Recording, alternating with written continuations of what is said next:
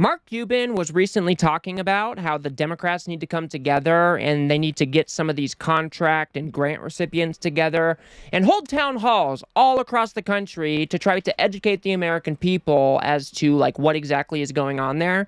And I thought that we could use this same idea, but for federal workers.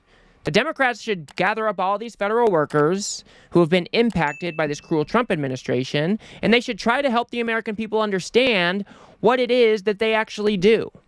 Most Americans just don't have the time to look into what these agencies are, what they do, what type of benefit they bring. So it's really hard to humanize what exactly is going on here and what it would actually mean if some of these agencies just cease to exist. And Margaret Brennan recently sat down with a USAID worker, and they really put it in stark terms. Not only are we going to miss out on all this goodwill that they build around the world, but you're also just going to be making Americans less safe. There's just no other way to put it. And I think we should find more of these workers and do press conferences, town halls, whatever it may be, to try to help the American people understand that these agencies are important and they do great work and they provide benefit to the American people. So let's go ahead and take a look at this first clip where they're talking about how people are stranded all across the globe in dangerous places just because the Trump administration was so careless in how he went about things. So let's go ahead and look at this clip and then we'll discuss. And if you do appreciate the work I do, please do remember to subscribe. To back that up, for people at home who don't know what this agency is, Yeah. You said they're the three stools. Yeah. Development, one of them. Yeah. When people go to do field work, they are deployed by the United States government, and they represent America abroad. They do. And you're telling us those Americans are now stranded. Absolutely. Unequivocally. With no promise of how they get home, how they buy the plane ticket to get home, what they do with their kids, Yes. but they have 30 days notice. Absolutely. That is correct. So when we hear people say diplomats are just, at cocktail parties and foreign aid is a grift, how do you respond to that? Well, I can tell you, because many of my friends are in these posts. I mentioned that USAID works in some of the most dangerous places in the world. Some of these posts, you cannot bring your family members.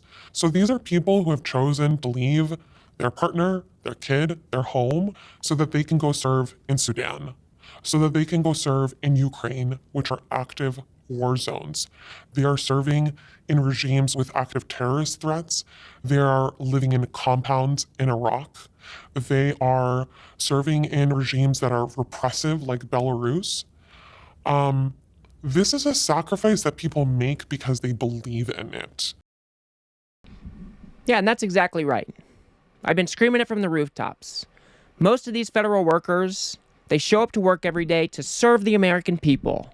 They put themselves in the line of fire, in immense danger, because they believe in the mission, because they believe in the United States of America. They believe in being kind and generous and showing that the American people are good, solid people. So when it comes to USAID, to just shut it down so carelessly like that, you lock people out of their communications, lock them out of their payment systems. They can't even book flights home because the Trump administration was so damn careless in the way that they went about things. And now they tried to say that, oh, well, we got this waiver system, but it turns out that stuff doesn't even work either. So these people have 30 days to figure out how to relocate their lives because the president of the United States and his billionaire buddy were so damn careless. I mean, just think about the immense damage we're doing to the federal workforce as a whole. If you cannot trust that your government has your back and might just freeze you out of your systems one day, who is going to want to come work for the government? Who? I mean, they're doing untold damage here that we are going to be feeling for decades to come. Let's go ahead and move on. They're talking about how these workers take their commitment to their ethics very seriously. These people, like Elon, try to say, oh, these are all just a bunch of left wokies. But these people pride themselves in being apolitical and taking their oaths seriously. I've worked for USAID, I think I mentioned, for over 10 years. So I know this building inside and out. I know so many people who have given their lives to this. And we don't do it because the pay is fantastic. It's not glamorous. If you've ever worked for a US agency, you know that the perks are not great. We're not allowed to, buy each other gifts more than $20 because there are incredibly tight rules about what you can and cannot do in the government. And we are meticulous about those ethics and about being honorable with those rules and about being good stewards of the taxpayers' dollars. And so to have this to be vilified by a billionaire who has decided that he is unilaterally going to take help away from the poorest people in the world, and he is doing it on behalf of the American people, is particularly gross and horrifying. And I am angry, I am sad, I am devastated for my colleagues, for myself, for my family, and for the American people. It's awful, it's cruel, it's gross, and it's wrong. It's actually pretty sick when you think about it, right? You have the wealthiest man in the world who is making these decisions unilaterally, taking away aid, taking away vaccines, taking away food from some of the poorest people in the world, and he is the wealthiest. It is so disgusting. And to do it in the name of the United States of America, I find absolutely grotesque. This is not the America that I know. Having an unelected billionaire calling the shots, taking away much needed and life-saving aid away from people around the world under the auspices of cutting out waste, fraud, and abuse is disgusting. These people should be absolutely ashamed of themselves. And we're going to have to claw our way back from this somehow once this MAGA plague is gone from our country. But like I said, they are doing immense damage to the federal workforce. And not only that, you're probably buying a whole bunch of bad will towards America around the world because of the way that they decided to go about things. Donald Trump is just making our country weaker at this point. Let's go ahead and move on. They're talking about how the civil servants are really there to serve the public. And this is something that I've been trying to reiterate over and over again. Most of these federal workers are good, solid people who are trying to serve America. They believe in the idea of the United States. Sure, you can find a few bad ones here and there, but the majority of these people signed up to serve their country. There is this perception that people who work in this space are politically not aligned with the president's politics. How do you respond to that? Are people motivated by politics where you work? That is a really good question. Civil servants are, at their core, sworn to uphold the rules of our government, of our Constitution, and to serve each incoming administration. That is why each administration, when they come in, they bring in political appointees. And those are people typically at senior positions who help create a lot of policy. And we follow that policy. And we align with whatever the foreign policy priorities of each president and administration is. That's because, as I said, we serve American interests abroad. That is our top line. That is what we do. And this is such an important point to make, and it's something that I've said before, but these civil servants who are supposed to be non-political, they're not supposed to be political appointees. Because when there is a switch in administration from a liberal to a conservative, we need a continuity of government. We need our systems to keep working. We need the aid programs to keep working. So these people pride themselves on putting their politics aside and serving the country, no matter what administration is currently in office. That is what they are there to do, and that is what they pride themselves on.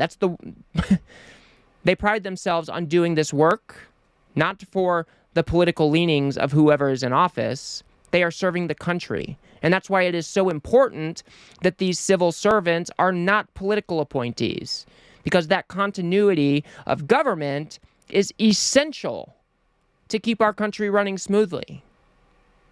So it is just, Again, it's just absolutely disgusting that Trump is coming in here. He's trying to change everybody to Schedule F so he can appoint all of his sycophants. And it's going to bode very poorly for the rest of our country.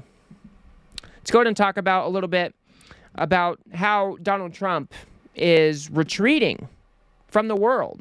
You know, we used to have a place in global leadership, but Donald Trump is isolating us from the rest of the world, and he's making us a pariah in the rest of the world. We will be weaker. Other countries like China and Russia are going to fill in that power vacuum that we are currently leaving behind. And that is also going to be bad for America. And I want to ask this administration and our Secretary of State, you claim you want the US to be stronger, more secure. America is weak right now. We are in retreat. We have abandoned our partners, our key allies. Not only have we abandoned our colleagues, which is an absolute moral atrocity, but we have abandoned our partners in the world. They're exactly right. We're abandoning all the good that we do around the world, but we are also abandoning our partners from around the world. We are no longer a reliable ally, a reliable partner, because Donald Trump has decided that he wants to withdraw us from the rest of the world. He's operating under this super protectionist ideology that has not boded well for any other country in the world, mind you, but that is what he is currently doing to the United States of America. So, if you think about it, it's just like the most profound, stupid thing that he has done, because America has spent decades building its place in the world as a world leader, and now he's giving that all away. Profoundly, profoundly stupid. And I'll just show you this one last clip because I do think it's important to drive this point home. The USAID builds goodwill around the world. And this is important because we do not want that anti-American sentiment to pop up if we can avoid it. So when we go show that we are kind and generous people who are there to help you, we are less likely to see those people that would be against America. It is so important. So even if you think that you can find these different line items that you might consider wasteful, that is no reason to tear the whole structure down. It makes absolutely no sense. If you've ever seen those photos of people delivering bags of food or wearing the USAID vests or delivering medicines or the big trucks coming in with aid, it's got big USAID logos on it, right? It's got for a reason. It's got American flags on it. So do our vests. We slap it on everything. That's by design. It's because it shows people this is the US coming to your aid. We have a lot of enemies in the world. As I said, the world is really scary and precarious right now. There are many people who don't believe that Americans are kind or generous or want to help. And what USAID does is by throwing those flags on the aid that we give is telling people, this is America here for you. We are on your side. We will give you the medicine you need for your kid. We will give your farmers the seeds that they need to plant in their fields. It buys us an incredible amount of goodwill abroad that, I'm sorry, but that the State Department does not do. And that's exactly right. And I don't think people appreciate how important this is. And it's just so irritating that because these conservatives can't see the direct benefit right in front of their eyes, that they are just willing to burn it all down to the ground. But I think we will see in the coming decades, if this, pattern of governance continues in any way, that Americans will be less safe. We are not a reliable partner. We are not a reliable ally. And I think that's just going to be catastrophic for the United States. And I think it's important that we point out at every turn that these agencies were established for a reason. These people do good work. And to tear them down in such a careless way and abandon American citizens all across the globe in dangerous environments is absolutely, absolutely disgusting. Donald Trump isn't looking out for anybody else but himself. He's not looking out for the little guy. He's not looking out for the average American like he claims. He is looking out for Donald Trump and his billionaire buddies. So I definitely think we should amplify these stories as much as possible. As we discussed in the beginning of the piece, like, we should bring these workers together. We should hold press conferences. We should let them tell their stories to the American people, because the American people really do need to know that these agencies are there for a reason, and they do bring so much benefit to the United States. So just food for thought. I will leave it there. If you guys got anything out of this video, please do remember to smash that like button and subscribe. Maybe share with a friend or two. I'd very much appreciate that. We have to build something here on the left that can adequately push back against the right-wing media ecosystem, because they are advocating for the destruction of our federal government right alongside Donald Trump. So if you do appreciate the work I do, please do remember to subscribe. If you want to see how conservatives are now arguing that Donald Trump should pretty much just be a king, go ahead and watch that video on the screen now. It is a doozy. Otherwise, I'll see you guys on the next one.